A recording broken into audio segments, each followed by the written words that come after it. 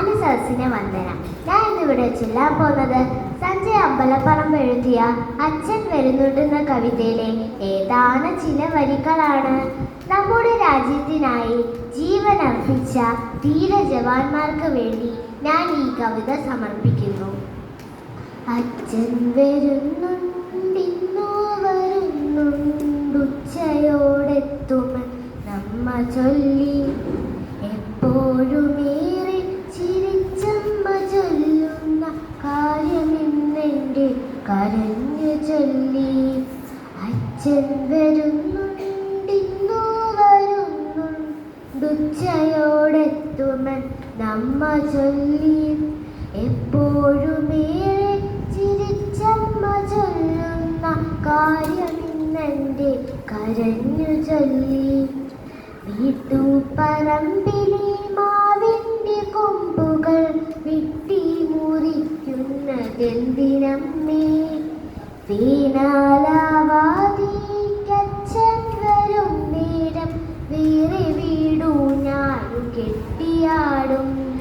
വീട്ടുപറമ്പിലെ മാവിൻ്റെ കൊമ്പുകൾ വെട്ടി മുറിക്കുന്നതെന്തിനമ്മേ? വേരാലാവാതിക്കച്ഛൻ വരും നേരം വേറെ വീടു ഞാനു കെട്ടിയാടും. അച്ഛൻ്റെ ചിത്രം പത്രത്തിലെന്തെന്നു അച്ചടിച്ചിങ്ങനെ വന്നതമ്മേ? കണ്ടിരുന്നു അമ്മ തൊട്ടു മുകളിലെ വണ്ടികൾ പൊട്ടി ഒടിഞ്ഞ ചിത്രം. അച്ഛൻ്റെ ചിത്രം പത്രത്തിലെന്തെന്നു അച്ചടിച്ചിങ്ങനെ വന്നതമ്മേ? കണ്ടിരുന്നു അമ്മ തൊട്ടു മുകളിലെ വണ്ടികൾ പൊട്ടി ഒളിഞ്ഞ ചിത്രം. അച്ഛൻ വരുന്നെന്നറിഞ്ഞിട്ടുമെന്തമ്മ ഉച്ചയൂണെന്തേ ഒരുക്കാത്തത്?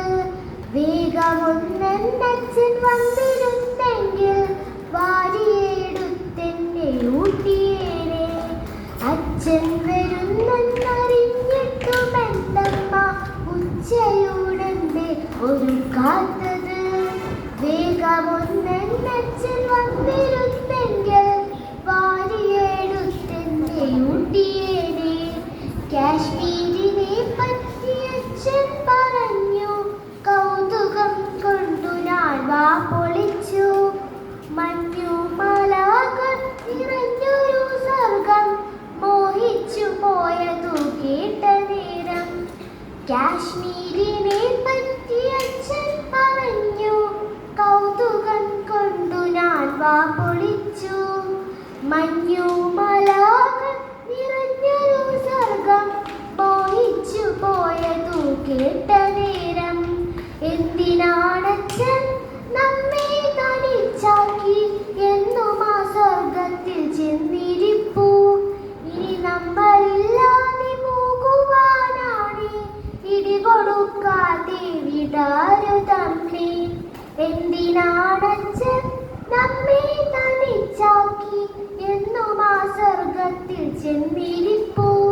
ഇനി നമ്മളില്ലാതെ പോകുവാനാണ്, ഇടികൊടുക്കാതെ വിടാരുതമ്മേ. അച്ഛനെ പോലെ വസ്ത്രം ധരിച്ച് ആരൊക്കെയാണ് വരുന്നതിങ്ങ്? ഇന്ത്യൻ പതാക കൊണ്ടു പുതപ്പിച്ച ഇത്രയും പോന്നൊരു പെട്ടിയുമായി. അച്ഛനെ പോലെ വസ്ത്രം ധരിച്ച് ആരൊക്കെയാണ് വരുന്നതിങ്ങ്? ഇന്ത്യൻ പതാക കൊണ്ടു പുതപ്പിച്ച ഇത്രയും പോന്നൊരു പെട്ടിയുമായി. അമ്മയുടെ കൊമ്പേലെ കുഞ്ഞുവാവയ്ക്ക് അച്ഛനായുച്ച സമ്മാനമാവും. അച്ഛൻ